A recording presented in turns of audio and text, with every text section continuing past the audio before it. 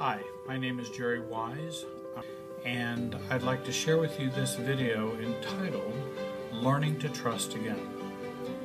This video is about retrusting, which is a very big topic, particularly for me in working with couples on a regular basis, because oftentimes trust has been broken within marital couples, and we find that happens frequently, and many struggle with learning to trust again. I wanted to talk about some of the elements and dynamics that go into and what are needed for trusting again. All of us have experienced having our trust broken at one time or another in our lives. And we have been lied to, cheated on, betrayed, talked about behind our backs, used, abused. People have failed us, dropped us, rejected us. We have been burned, let down, a target of unexpected reactivity, and pushed away when we needed to be embraced. All of these type of experiences can create trust issues, where we don't feel trusting of others, or we don't feel trusting of the world around us. These events in our lives create a fear of trusting, and a lot of people come and ask for help with how can I learn to trust again, or ask the question, can I ever trust again? The level of mistrust we experience depends upon how frequent, how painful, how vulnerable, or how toxic the betrayal was in our lives. Often trust issues are stubborn to heal because our mistrust events are layered within us.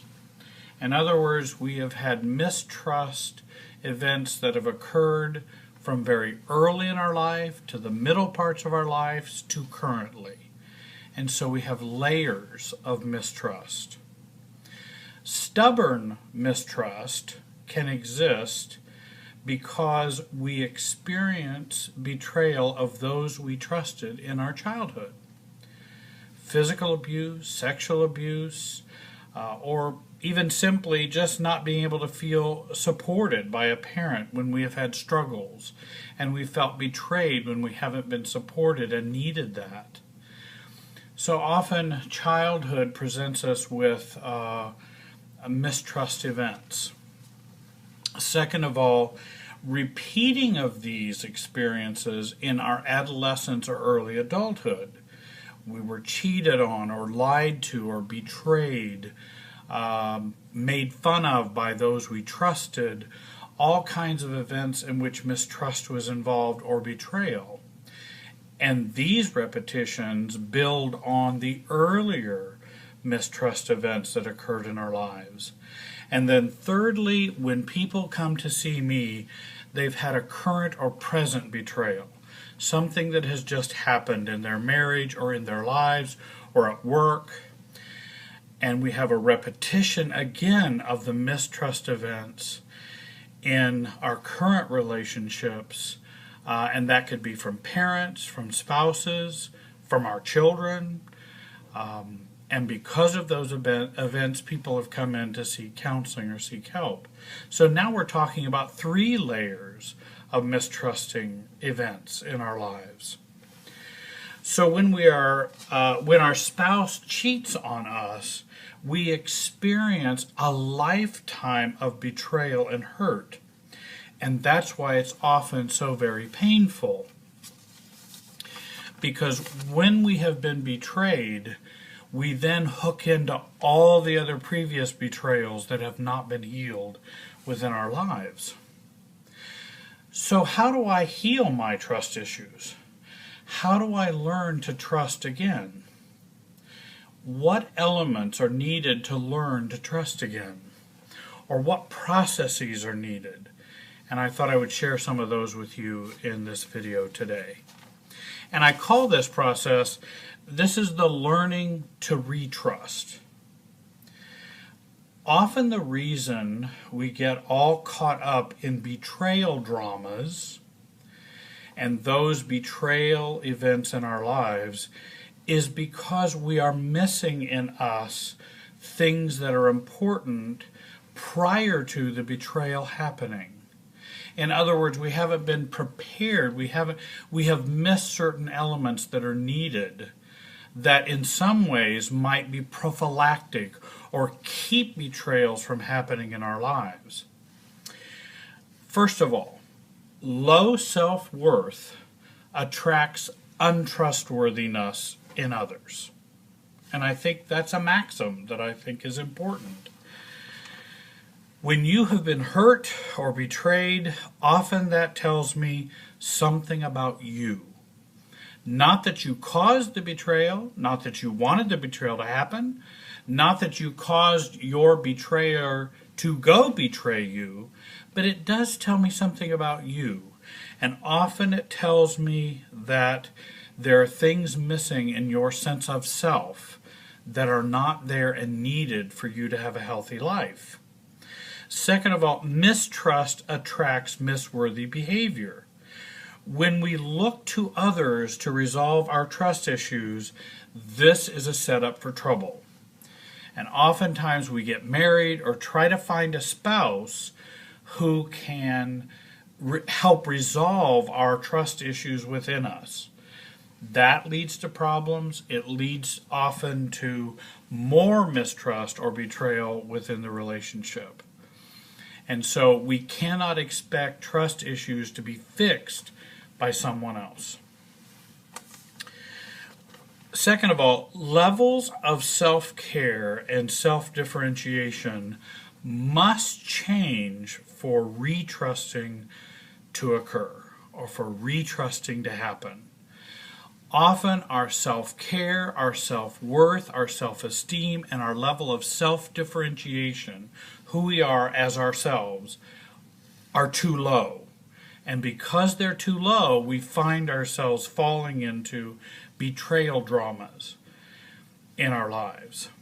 And it's very important for those levels to change for betrayal to begin to cease in your life. And that requires you doing your work on your sense of self-worth, your self-image, your self-care, and your self-differentiation. And to do that brings about a more healthy, trusting experience in your life. Often we focus on the betrayer to change so we can trust again, while others need to behave in trustworthy ways, certainly. This is not the best focus. In other words, when we have been betrayed, focusing on the betrayer for learning to trust again is often not a good road or a good path to learn to trust again. Thirdly, I use this phrase, the solution is not near the problem. Learning to trust again and a focus, it is important that we learn to trust again by focusing on past betrayals and childhood patterns and pain versus our current betrayal. In other words, heal these first so you can begin to heal a current betrayal. Classic example. A couple comes in, there's been cheating occur in the relationship. Focusing on the only focusing on the betrayal and the cheating often ends up more problematic and causing more difficulties than if we go back and begin to heal earlier betrayals. Then we can bring someone up to the place where they can deal with and handle more healthily a current betrayal. And then it can begin to be released and loosened, and we have more freedom to let it go. If we have layers of unhealed mistrust or betrayal, it is very difficult to deal with the current level of betrayal or mistrust. When addressing your current betrayal, move through the feelings of anger and blame. It's important that we begin to work on moving through those feelings. We are going to have anger. We are going to feel blame. And to move through those feelings can help us begin to trust again. Move towards forgiving the one that has hurt you and forgiving yourself for any failings to protect yourself. Those two elements, I think, are important for learning to retrust. Learning to trust again comes with boundaries. Now, that doesn't mean cut off, or I'm not going to relate to other people, or I'm not going to have intimate relationships. Because it is important that for intimacy to occur, we need trusting and we need boundaries. We need both for healthy intimacy. Self-care and self-differentiation always includes boundaries. Always. So that's a healthy part of relationships. Boundaryness, having no boundaries, does not equal trust. And I think sometimes we get that confused. I think it's important when someone's learning to trust again that they seek out individual therapy and group therapy. Those are very good processes that can help someone learn to trust again and be healthy and whole. Do not choose trusting no one as the solution for unhealed trust issues. Sometimes we can take a cut-off approach. Well, I just don't need anybody. I'm not going to trust anybody, and that'll solve I'm not going to get betrayed again, and I'm not going to get have hurts again in the area of mistrust or trust. That is not a good solution. Also, I've also found that just because one takes a cut-off approach, that avoids betrayal and mistrust dramas. It really doesn't. It also keeps us on an island and isolated, which is not healthy or good for us. The stronger our sense of self, the less likely we are to be drawn or attracted to betrayal drama in our lives. And it will be less attracted to us. It won't come to us. If we're have more of a sense of self and more self-care, it doesn't come our way as much. The more we strengthen our self-differentiation, the more room we create for a healthy balance of trust and self-care. I can take care of myself while also being connected to and trusting someone else. I can do both. And learning to do both is very important for learning to retrust. The less enmeshed and emotionally dependent we are on others, the easier it is to forgive and to trust others. Oftentimes, enmeshment and being emotionally dependent on others creates an environment in which mistrust and betrayal can occur. So reducing fusion, reducing emotional enmeshment, and being overly needy emotionally can reduce repeating trust dramas and also allowing us to trust again. The bottom line is trust issues and retrusting are more about healing the self rather than focusing on the betrayal or the betrayer. And I really think that's very important that we focus on healing ourselves. That can bring us to a place of having freedom to trust again. If you have any questions or you want to make comments, please do so on YouTube. Also, you can join our channel. I want to thank you for listening. Contact me if I can be of help. Have a great day.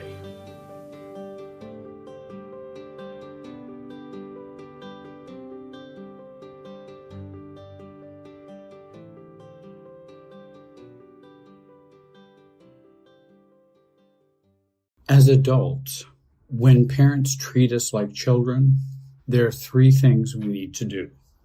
Grow up versus changing them. Second of all, train them how to treat you respectfully. Thirdly, shift the discomfort from you to them without reactivity. Number one, growing up without changing them. Often people want to change their parents to get them to stop treating them like a child.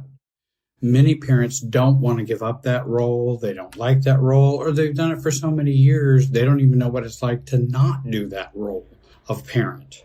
We don't need parents anymore when we're adults. We can have family, we can have mothers and fathers, but parenting we should grow out of needing. Be the adult. Learn new responses as an adult to your parent who is continuing to kind of treat you in a childlike way. Focus on changing you versus, saying, well, I hate it, Mom and Dad, when you treat me like I'm a child. I'm 35 years old. That doesn't train them anything. It sends them a message, but it says it upsets you. It keeps the same old patterns going because when we have that reactivity, we're now acting like a child again. When I go, I hate it when you treat me like a child. That's how a child sounds. And so we're just telling them we are still children. Let's not do that anymore because that will only continue the pattern. When parents often say, well, we do this because I just care about you. Well, we can respond, well, I know you do, and I think you do care about me, but I think I've got this. And we send that message. That's not reactivity, and I'm acting like an adult. We also can inform them and alert them that I'm going to be acting more like in an adult way. Mom and Dad, you may begin to see me taking more responsibility for things like my relationships, my finances, my life choices, and gosh, guys, I'm sure it's tough giving up being a parent. And if you're an adult, say 35 or 40 or whatever, and you've been a parent, it is hard to give up the role of parent. That's not an easy thing. That's our job to grow up as parents. Our children's job is to grow up to be adults. Our job is to grow up to let go of that parental role with them. Mom may ask, well, I want you to come and bring that dish we all like on Sunday when you get here. Well, Mom, I haven't decided if I'm coming yet. And with my busy schedule, it may be tough to bring that dish. Now, again, she may resist, but keep that broken record. Keep that same statement going. A parent may also say, you like your hair that way? I think I'd consider a change, Jerry or Susie or whoever it is. Actually, I'm fine with it, Dad. You have worried about how I look for so many years. I know it may bother you, but it doesn't really bother me. And if we can learn to say that in a calm adult way, that's going to help mature the relationship rather than being reactive, which is only reinforcing that I'm a child and you're getting to me. And that's exactly the point of parentifying or being a parent or overparenting. Is that I still have control, or you still matter to me, or I still matter to you, and we should care, and so I need to be over-involved in your life. It doesn't bother me that my hair is this way, but it may bother you. I'm sorry to hear that. Choose adult responses over reactivity. Reactivity, as I've mentioned, keeps the same pattern going.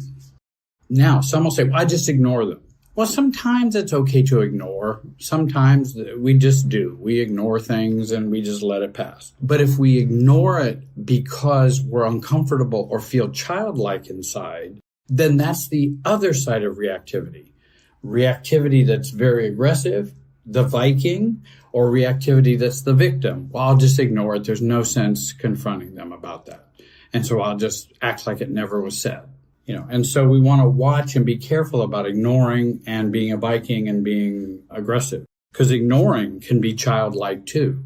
Now, we can ignore as an adult, but make sure you're ignoring as an adult, not ignoring as a child. That, yeah, I know Mom says that, and my mom she used to do things, for example, my mom lived longer than my father, so that's why I often talk about Mom. And she may say things, and I would grant her and give her the gift of ignoring it. But give the gift of ignoring. Don't ignore because you don't know what to do with it, and you're just tired of it and frustrated, and then you just ignore. Intentional harms me less than reactive or neurotic, or that's going to harm me. And basic bottom line, act your age. Begin to act your age with your parents. Secondly, train others or train your parents how to treat you and how to treat you respectfully. Instruct them about what you wish to discuss with them and what you don't. For example, here might be some no's if they tend to be enmeshed and they're just all in your life and feel like they can ask you about anything and anywhere. Well, how often have you, made love with your boyfriend? I mean, sometimes parents will even get that personal and that enmeshed. Here would be some no's then that I might want to put up. Mom and Dad, my relationship with my siblings would be a no, unless I bring it up. Because I have my relationship with them and I have my relationship with you. My relationship with the other parent. Mom, I don't want to talk to you about Dad. Dad, I don't want to talk to you about Mom. I want to keep that boundary. Finances, appearance, relationships, life choices, decor, shopping purchases, all of these things that parents will get in and continue to parent. Dad will be concerned about what car I'm going to buy and how much it's going to cost. And Mom may be concerned with you about the dress you choose or the makeup you wear or all those kinds of things. Well, those are non-discussables. Those are not going to be topics we're going to be talking about unless I bring it up or ask for your advice. In living with my mom for quite a while at the end of her life to try to save the family home and keep her in the home, I would go and buy groceries. Well, I would buy them and I would pay for those groceries. And when I cared for her, and every time I got home, she would come from out the other side of the house and come over and observe the unpacking of the groceries so that she could comment on all the groceries that I bought. And I would have to just about justify every purchase. Well, that was frustrating and felt intrusive and enmeshing. And I didn't like that. And she's still parenting because she would say things like, well, we already have bread, Jerry. Why did you get this? You got another jar of peanut butter? There's a jar of peanut butter in the pantry, Jerry. Finally, I had to ask, Mom, I'd like you to stay in your den until I get all the groceries put away. Then you can come out and check and see what I bought or whatever you want to do, but I'm not going to talk about the grocery shopping. I've paid for them. They're my choices. If we have too many jars of peanut butter, that's on me, and I'll be happy to pay that expense. Also, we may want to, at times with friends, family, parents, particularly people who are kind of intrusive, and parenting tends to be intrusive for adults, we want to give them even a script to help them see what they're saying to us and understand that better. My mom would say, Jerry, you have to get your taxes done. Federal taxes and things like that, which I hate doing, and it's such a hassle. And I would put it off. There are some things I'm a procrastinator about. Many things I stay on, some things I can procrastinate. And I remember saying to Mom, I think what you meant to say, Mom, was your taxes, Jerry, are yours to worry about. But I feel anxious about it for you. But they are yours to worry about. And I would say something like that to her. And that would be non-reactive. I'd say it calmly. Now, what if we have narcissistic parents and some of these softer setting of boundaries just don't work very well? Then we have to get more intense. And I mean intense in a positive adult way, not intense in a reactive way. With narcissistic parents, we may need to set really firm boundaries and say things like, Dad, that is my decision. Mom, that's not something that I have asked for your opinion. I will make that decision. And we may say, if they discuss our weight or appearance, well, Mom, my weight is between me and my doctor. I'm not going to talk any more about my weight with you. And so we have to set firm boundaries at times that's not going to be discussable. That's not something we're going to discuss. Not because I couldn't discuss it with other people, but I don't want to discuss it with somebody in whom it matters too much. They're enmeshed, they're parenting, they're intrusive. Then I don't want to talk to them. Now, maybe my friend Andy, I'll talk to about my weight with him. It's no problem. But he doesn't have a whole life investment in it, like my mother or father or sister or brother. And so lastly, we may have to turn up the heat. If they are not teachable or get the hint or respect your boundaries, then we must shift the polarity or shift the discomfort from us to them without being reactive. That's the crucial thing. I want to shift the discomfort from us to them without being reactive. And I think we want to shift that polarity, because with the narcissistic parent, the polarity is shifted back this way. They do things which upset us. I want to shift that and go, I want to be me, which may upset you, but that's your choice. I don't want it shifted the other way. So I want to turn that shift of polarity, of emotional functioning, the emotional current between us. An example, if you criticize my husband one more time, I will have to choose to see you or talk to you less. Or the common statement I have used, does it still bother you that I married Karen? Yes. Well, it doesn't bother me. And it's not going to bother me until it bothers me. And it will be my bothering, not yours. Oh, Jerry, I wish you would have never taken that job. Since it is my job to deal with, I don't understand your distress.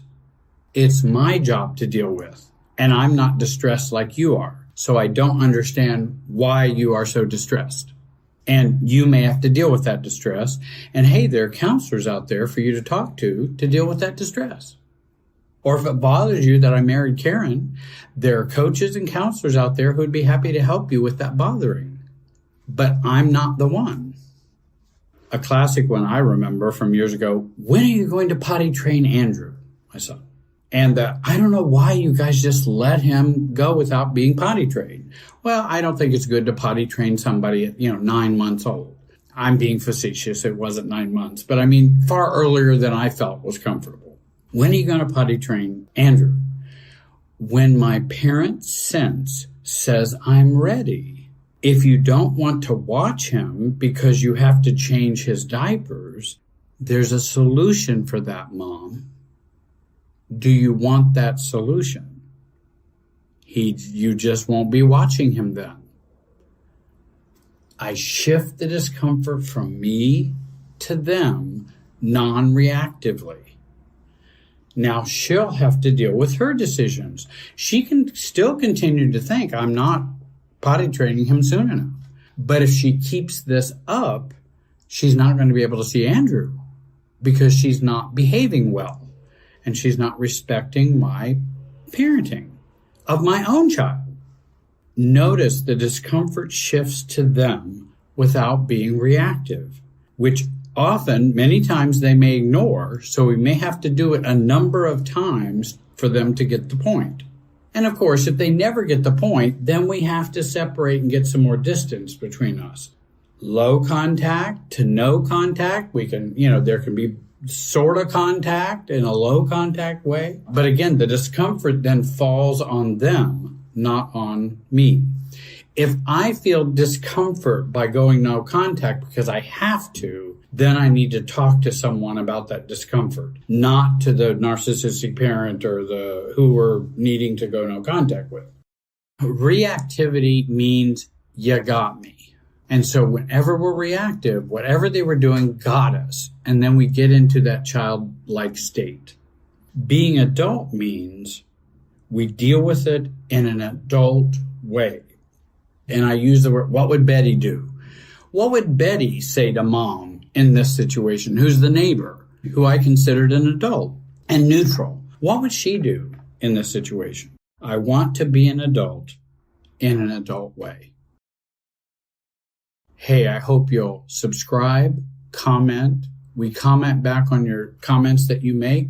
I also do shorts or short videos responding to comments of people who ask questions high up in the comment, and I can respond to some of those, and I think you've been seeing some of those on the channel. Please subscribe to the channel, join our website as well, and thank you for watching. Have a great day, and be wise.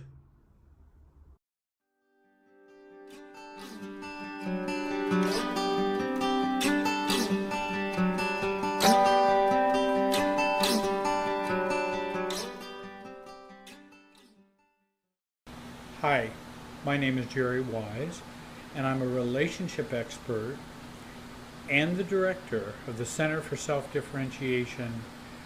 I work with clients in my office, and I work with clients via the internet, and I produce these videos for my clients and for people who are seeking help. This video is entitled Adult Children of Narcissistic Parents. Many clients come to me and ask these questions, and maybe you've asked some of these questions yourself. Why do I struggle so much with self-acceptance? Why am I critical of myself all of the time? Why do I feel I can never measure up?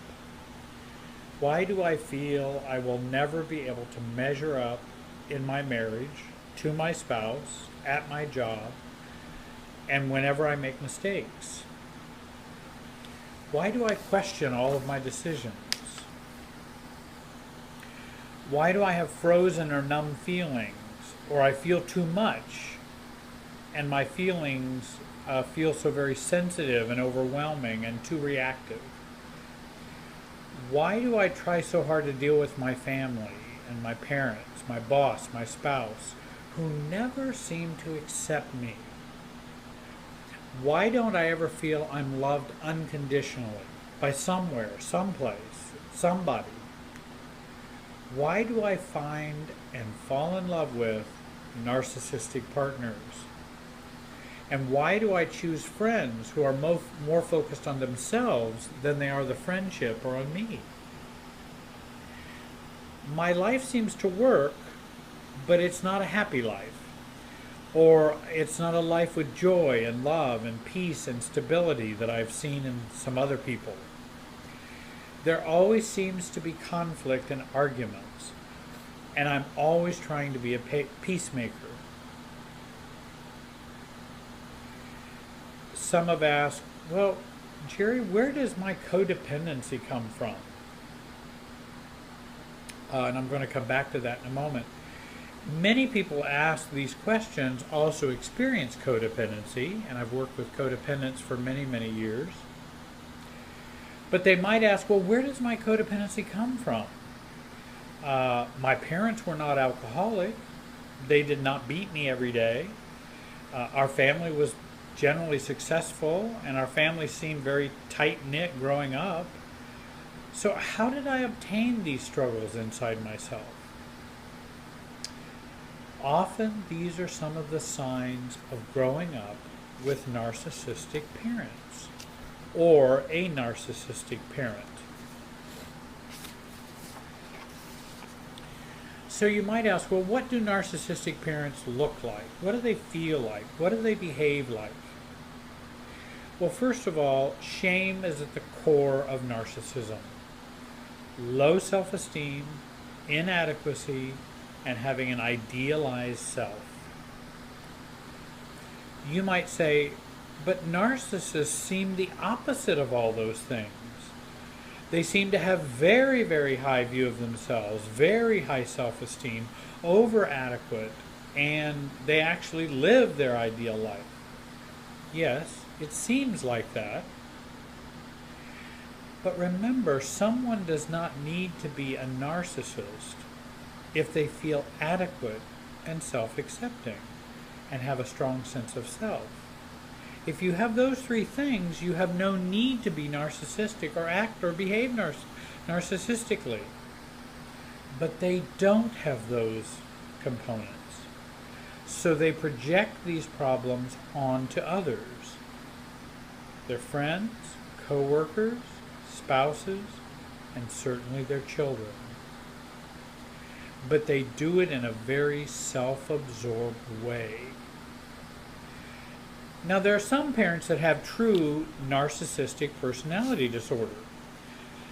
Some parents just have many traits of narcissism. So narcissism is on a continuum. It's on a line. Narcissistic personality disorder all the way down to a few narcissistic traits. But regardless of where someone's at on that spectrum, there are effects on the children. And the effects are very similar. So what do narcissistic parents look like? These are not all of the traits of narcissistic parents, but here are some important ones.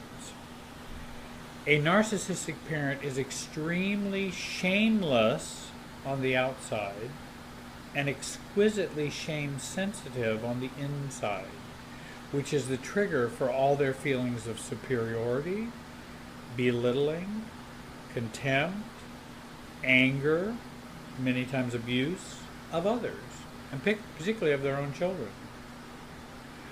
A narcissistic parent has a fantasy self.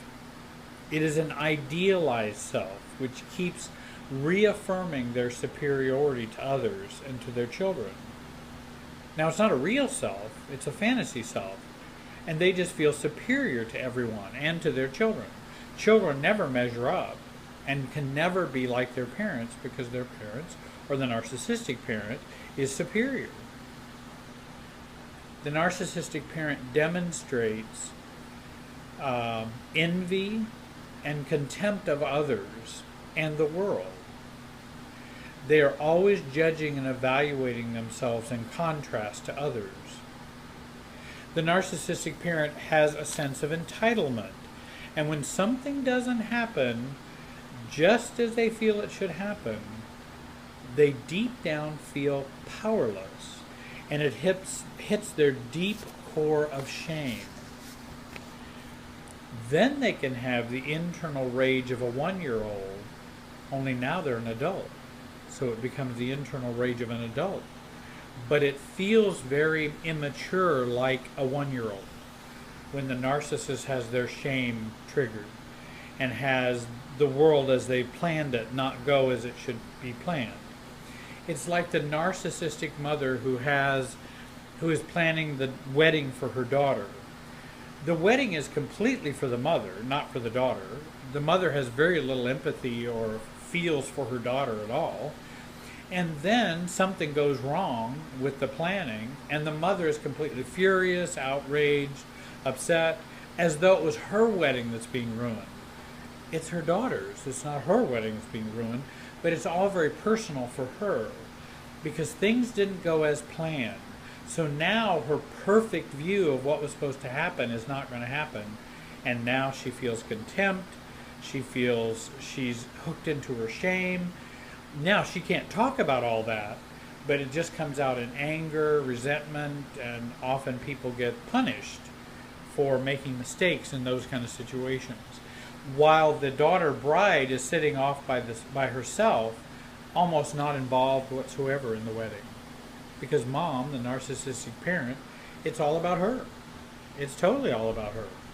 The daughter just plays a supporting role in the narcissistic parent's plans and in their wedding. The narcissistic parent is not empathetic. They don't recognize the feelings of others. They tend to use others without regard to their feelings. For example, the mother, and just using this example, it could be father, son, it could be but just mother, daughter, and a wedding, an event such as that. And the mother decides, well, we're going to use this caterer because they're the best caterer in the whole tri-state region. And so we want to be seen as superior and better, so we're going to use this caterer. And heaven forbid that caterer better do it right. That's all I've got to say, or mom will be a mess. Now, maybe the daughter wants something different for catering, but that doesn't matter. Her feelings, wants, and desires don't matter at all. Dear, honey, we have to have it this way. It's just the way it has to be. That's the narcissistic parent coming out. And if the daughter would say, no, mom, I don't want to do that, Mom would be crushed. Her ego, shame would be touched. Shame would be triggered. Ego would be felt insecure. And mom would flip out until the daughter came around to mom's side. They just don't understand why people cannot do what they want and need, the narcissistic parent. They are oblivious to the feelings of others. So what do we do as children of narcissistic parents? How do we heal? How do we function? How do we grow up? How do we affirm our sense of self when for so many years it was never even considered in the formula? Number 1, begin your process of discarding your own needs for the narcissistic parent. Begin to heal and deal with your own dependency needs from long ago, so the narcissistic parent cannot trigger those. Believe it or not, it is possible. Your neediness keeps you enmeshed and locked into the narcissist. If we're still enmeshed with a narcissistic parent, we do not possess a strong sense of self yet. We have not grown up yet. This work of self-differentiation is critical for adult children of narcissistic parents. This is the process of letting them go emotionally versus physically. So many want to let go of them physically. Well, we lived in Connecticut, but I'm going to move out to California so I don't have to deal with my narcissistic mom and dad.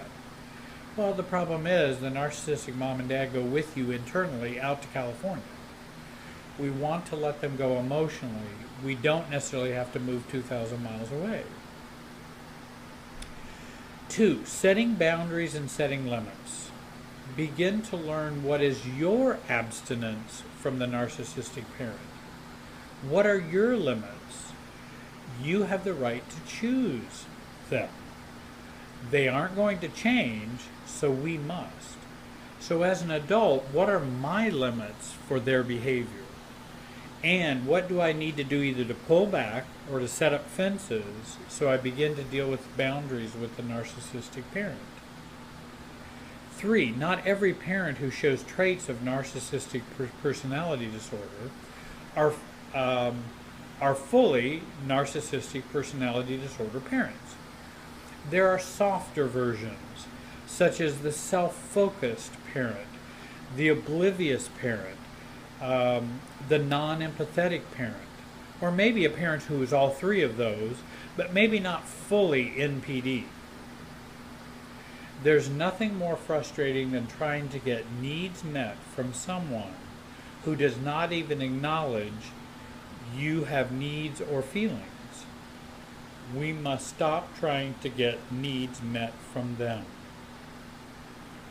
And that's the work that I do with clients, and help them to have and reduce those needs for the narcissistic parent.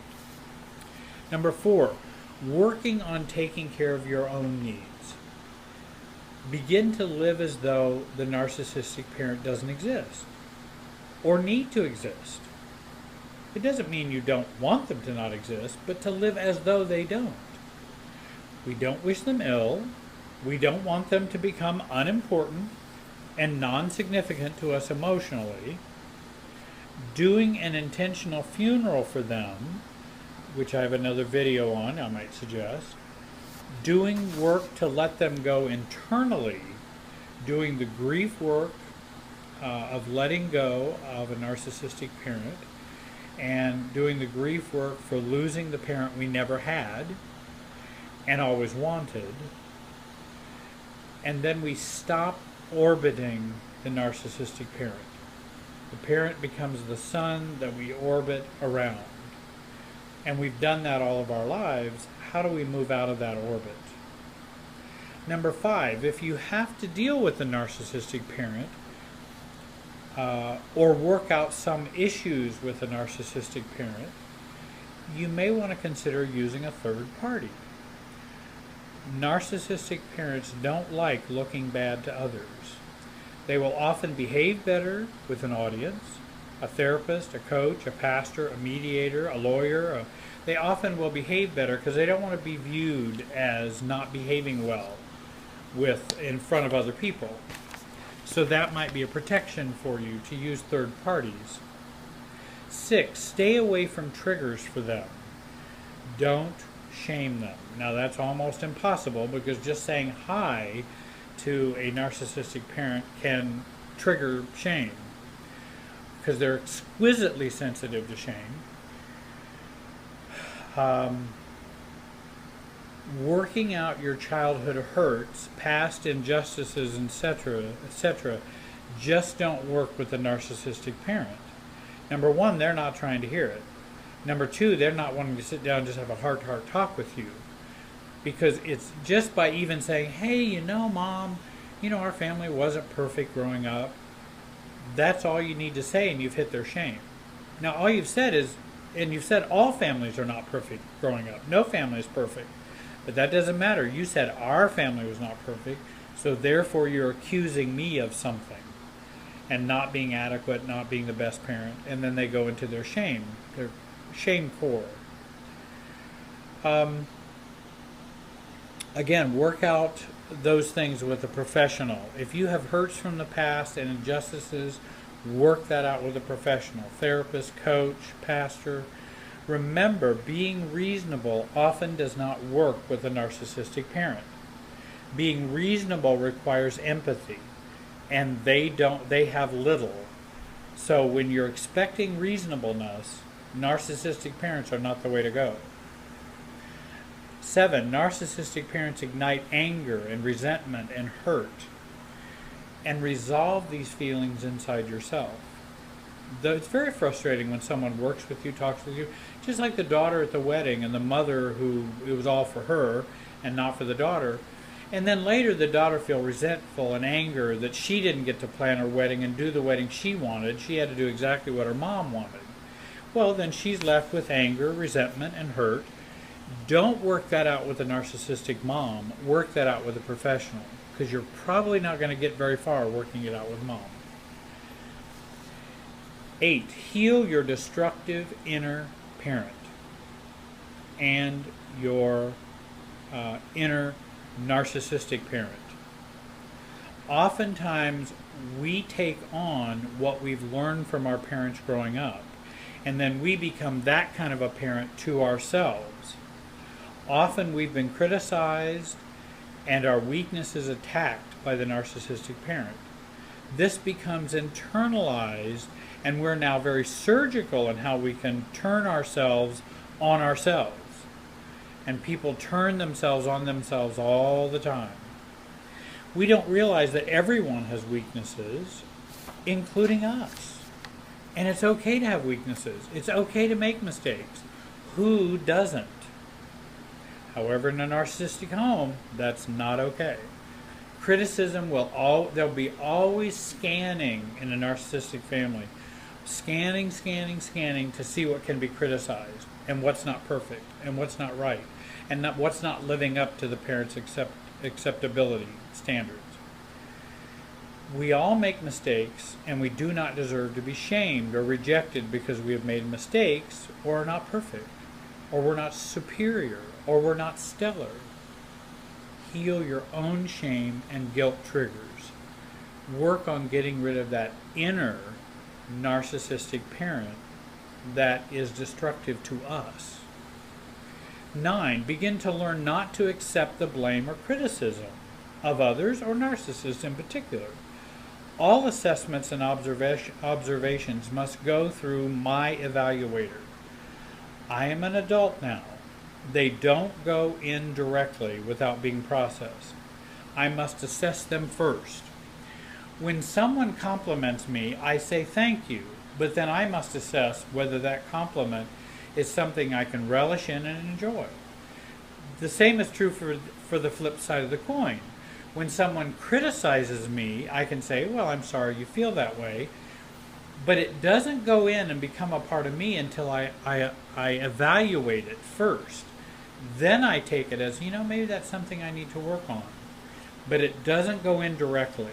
And used to, as a very strong and healthy codependent, if you said there was something wrong with me, then there was something wrong with me. Well, now I go, no, I listen to people who say there's something wrong with me, or a problem, or a mistake. I evaluate it, and then decide as an adult whether that applies, whether I care, or whether I should change something. That's all for me to decide. 10, don't interact with a narcissistic parent when you are feeling stressed, or feeling vulnerable, or feeling needy. Those are not the times to be interacting with the narcissistic parent. 11, as I have said before, don't have heart-to-heart talks with them. You will only be sharing more vulnerability, which will be only used against you in the future. I'm not saying you can't be yourself. I'm not saying you can't be authentic or who you are, but you need to be ready for who you are. You need to be ready for, if I share with someone who's a narcissist some weakness or failure for me, I do that after I'm ready to not care about how they feel about that. In other words, if I say to someone, I wasn't the best student in high school, or I wasn't the top swimmer in high school, or whatever, if you say that to a narcissist, they'll have all kinds of criticism or excuses or contempt or whatever. I need to be in a position where I really don't care whether you have criticism, contempt. It just bounces off. It doesn't matter. And so that's when I can be more open and honest with the narcissist. If you're not ready for that, then don't do that yet, because it's going to come your way. That negative is going to come your way. 12, change your emotional field, not the narcissist. Many times we're always trying to, well, if mom would only change, if dad would only change, if my sister would only change, if they would only change, and maybe if I do this, then they would change. Maybe if they got this help there. We're hooked into, if we get them fixed, then I'll feel better. And I think that's a problem. We have to change our emotional field. I've got a couple that I've worked with in the past, and they came to me and were getting a divorce, and one parent is narcissistic and one parent is not. And the narcissistic parent is just horrible to the ex, to the estranged ex, and to the kids at times. And the wife was always engaged in trying to get her husband to stop and to change. Now her work is to focus on changing her and her emotional field and her emotional field with her kids, rather than fixing her husband or ex-husband, because that's not going to work well. We have to fix our own selves, and that will also be a real help to the kids, even though they have to deal with a narcissistic father from here on out. That's a father they're going to have to deal with. So they need as healthy a mother as possible. And that's what she's working on.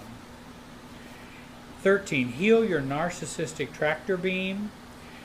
As an adult child of narcissistic parents, you attract narcissists in your life. Heal you, and this will stop. The tractor beam will stop. 14, self-differentiation work is the key to recovery for the adult child of narcissistic parents. I would really recommend you get into some books and work on self-differentiation. I have some resources for you if you'd like to write to me. If you would like to learn more about healing yourself, I'm a family systems expert, and I would be happy to send you some resources. I also see clients via Skype and FaceTime in the English-speaking world, or wherever you're at if you speak English, and on the phone and in my office. Contact me for an appointment. My contact information is on the screen. Please join our YouTube channel. I did want to add a couple of resources that might be of help to you. A favorite book of mine is Trapped in the Mirror by Elon Golem, and I really think that this is an excellent book. You might find it. You can find it on Amazon. It is Trapped in the Mirror: Adult Children of Narcissists in Their Struggle for Self. A second book, and by the way, there are many good books out there, but here's a second book I like. Why Is It Always About You? The 7 Deadly Sins of Narcissism, and I really think it's a good resource. There's Disarming the Narcissist. There's a number of books out there, and you can find them. They're available. I would recommend you learning more about the illness of narcissism so that you can function in a more stable and healthy way. Again, thanks for watching today. Have a good day.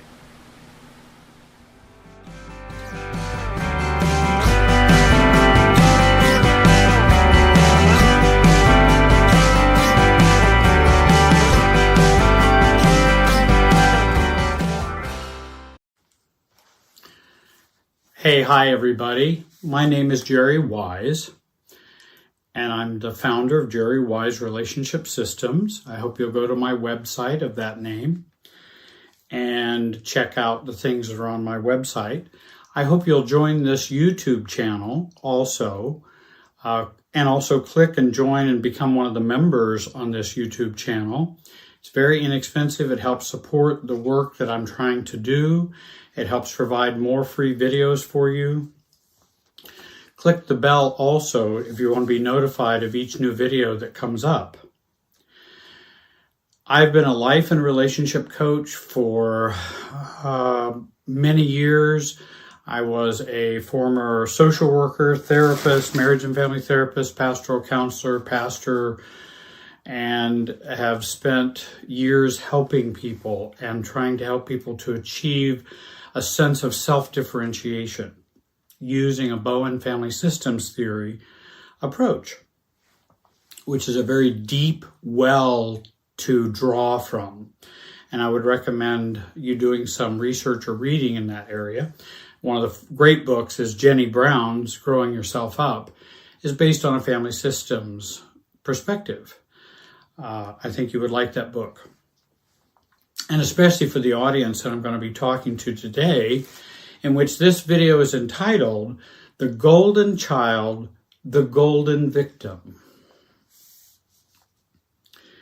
The golden child is the role some are assigned in a dysfunctional family to provide the distraction from the family pain, the family dysfunction, the family worthlessness feelings. The golden child makes the family look normal without the problems. The golden child is the MVP of the family, the most valuable player.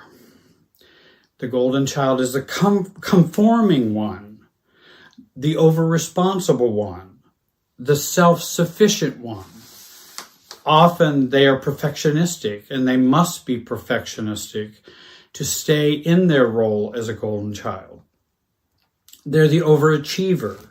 They look good on the outside. They achieve the family definition of success. They can do no wrong. Goodness is projected onto them. Misdemeanors are glossed over or ignored. They get the car, the clothes, the schooling, the inheritance, the gifts, the special treatment from the family and from the parents. And of course, this leads to more dysfunction in the family. Dysfunction leads to more dysfunction. And so now what happens when we have this golden child is we now have created sibling rivalry. Many siblings despise the golden child, but it is a false rivalry. It's a rivalry set up by the family dysfunction and often is not real at all. And I've seen many siblings that I've worked with where the scapegoat and the golden child, a lie, become closer and break the rivalry that has been engineered by the family emotional field and becoming friends. And the golden child begins to shed their role. The scapegoat begins to shed their role. And then they find, we could have gotten along just fine. And probably would have if we had not have had the roles that were projected onto us. The golden child have few boundaries and lack a true self-identity. For the golden child, it can be harder to see or gain insight or recover than I think even for the scapegoat. The scapegoat is in pain, and the scapegoat sees often the problems in the family. The golden child is engineered, programmed, and enmeshed to not see the problems in the family, or to gloss them over, or to make them be better than they were. And again, their perspective is clouded by this good and favored status. And sometimes that can be harder to break and harder to maybe hit bottom. And we're going to talk about a hit bottom for the golden child here soon. And lastly, the golden child, sadly, can actually become narcissistic and become a narcissist. Not all golden children are narcissists. Many are not. I would say a small portion become true narcissists. That role is a very powerful role, and will sometimes, I think there are some who will misdiagnose that as narcissism. But there's a difference between the neurotic role of golden child and the personality disorder that a golden child has. Those are two different perspectives and two different causes for behavior. One can think they're special because they've been projected as being special, but don't feel special deep down. The other, the narcissistic golden child, believes they truly are special, and it's not a projected role. This is actually who I am, and I want everyone to value that. What I'm going to be talking about today is the role of golden child, not the narcissistic traits or narcissistic personality golden child. The golden child receives special treatment, but he or she lacks the unconditional love or detached love that produces a healthy adult. The golden child is similar to the scapegoat in that they receive the projected and hoped for success, value, achievement, and wonderfulness that they lack. The scapegoat gets the family badness and the golden child gets the family goodness. Both are false. Both are not real. They are projected onto them. They are roles. These roles or mantles, I call them mantles, something you wear, are always problematic and cause problems in adulthood, in careers, in relationships, in intimacy, friendships, spiritual and financial problems. For example, let's say financial problems. The scapegoat may underfunction and lack in financial resources, and this causes great pain for the scapegoat because they have to live in an underfunctioning role and thus will be in poverty or barely making it or having a hard time making it. The golden child may have lots of money, lots of success, great career, but tries to find happiness in it. And that is very painful. It is also a false mission. It is a myth that we can find happiness in those things. So that also creates, and they feel they need to make more, do more, have a greater career, go up higher. And if they do that, they'll be happy. That's very painful and dysfunctional as well, because you're searching for a happiness in that it doesn't exist. And it's a false mission or pilgrimage. Roles or mantles always restrict our ability to be our true selves. Often golden children live their lives never feeling they have done enough, succeeded enough, gotten love enough, nor loved themselves enough. Because like their scapegoat counterpart, their view of themselves is external, not internal. It's imposed, not authentic or chosen. Now again, the narcissist, it's not imposed. It becomes their personality for the narcissist. But for the good old neurotic golden child, it's an imposed role or view of themselves which they themselves have not chosen. It's been ascribed to them. The golden child lives externally to be good. Often the scapegoat is given up trying to be good. The golden child lives externally to be good, better, bring goodness, success, or positive regard to the family. And again, you see how it's very de-selfing, because I'm doing it all for these. I want this family to look good. I want this. It's not about them. It's about others. They overvalue their position of the family in one's life. They overvalue the position of the family in one's life. They overvalue the family. Often they will try to convince others, convince siblings of the goodness of the family, or the goodness of the parents, or the goodness of their childhood experience. Oh my, you had a wonderful childhood, Mary. Mary's the scapegoat. Betty is the golden child. We had great parents. We couldn't have had a happier family. And Mary's going, what family did you grow up in? And again, the golden child wants to convince them of that goodness. The family is good. The family is great. It's not dysfunctional, because they live in the denial of their role, and they live in the denial of the family. The golden child role is a false system-projected persona. If you happen to be a golden child, and I think there are many who are out there, also I want to say there are many roles can change over time. Golden children can become scapegoats. Occasionally a scapegoat can become a golden child for a while. So roles there can be some fluidity in them. I've experienced that myself.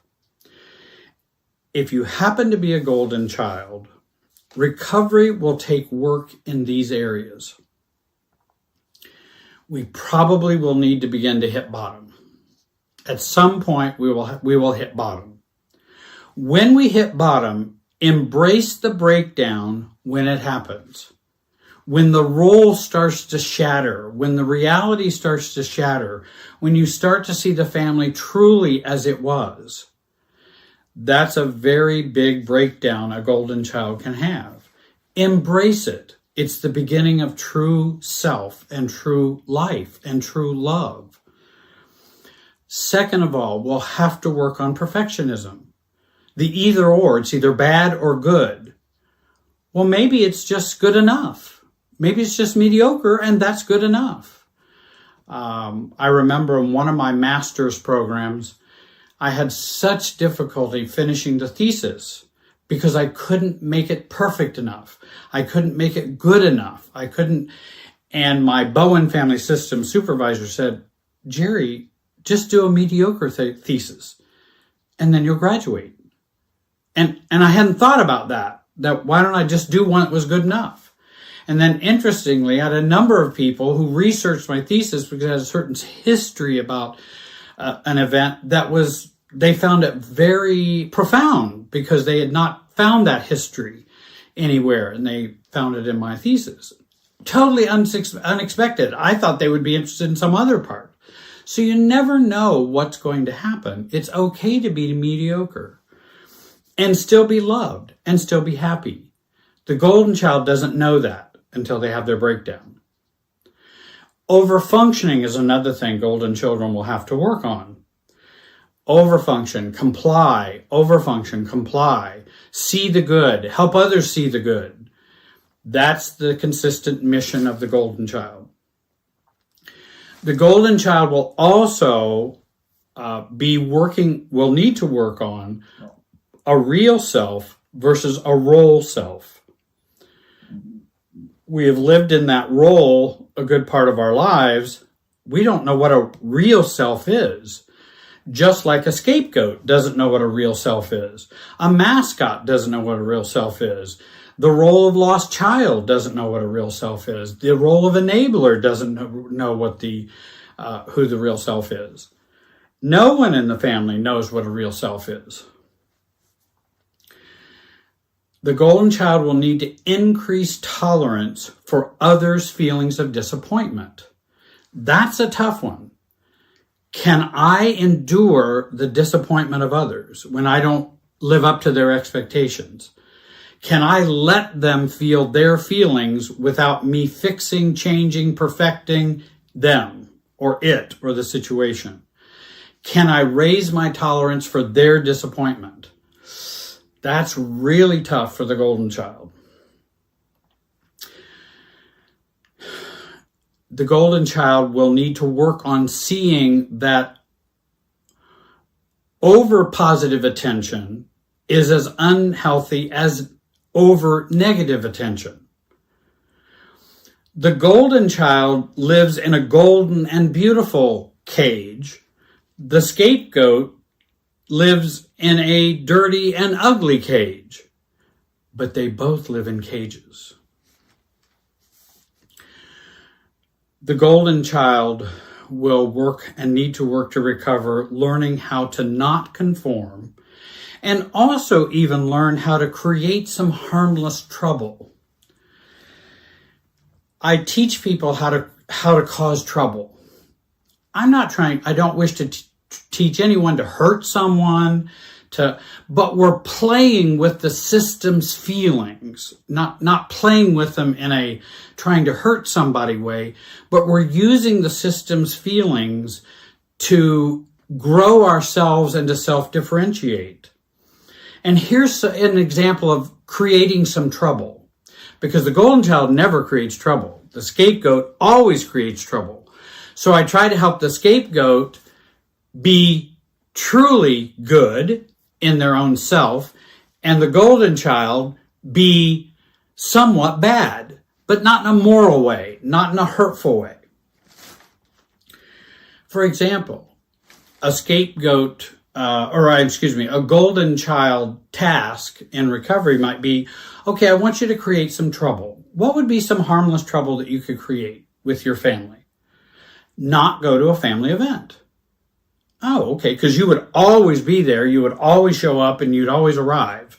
So just by you choosing not once will create some trouble, but it's harmless because it doesn't have to hurt anyone, doesn't have to. Now, I assure you, there will be some who will feel hurt, but that's not you causing it. Because the family will feel hurt. Oh, why didn't you come to our dinner? You've always come to our dinner. You must always come to our dinner. What's wrong with you? Our family is missing its goodness, so to speak. And that's actually why the hurt comes up, because it is to pull you to resolve my hurt, and you show up the next time or even this time. The golden child is not making them feel hurt.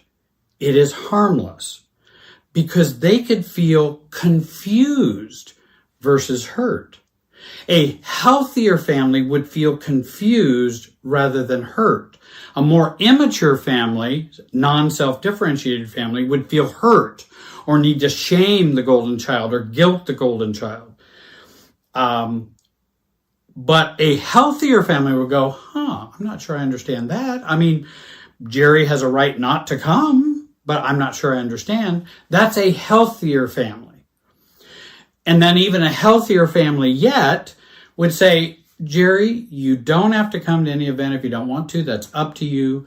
I missed you very much. I love you. That's a higher tier family health. Because they could feel confused rather than hurt, but choose to feel hurt in an unconscious way to pressure you to conform. But remember, you are not making them feel hurt. Hurt is a part of the family system's feelings.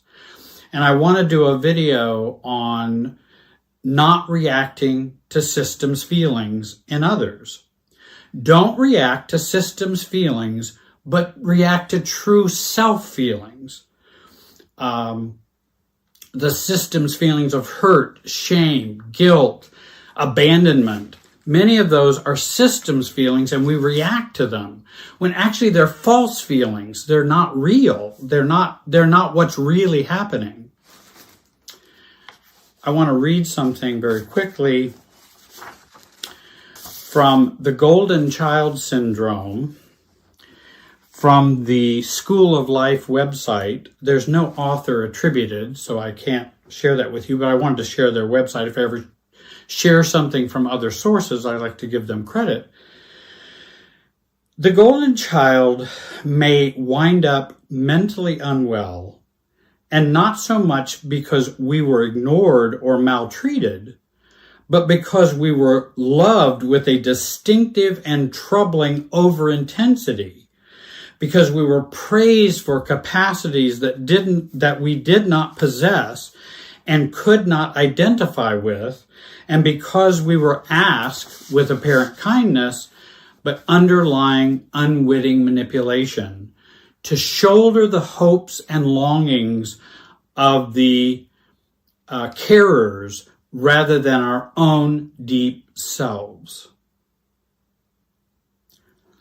The golden child, deeply down, is looking to be accepted and loved for who he or she is.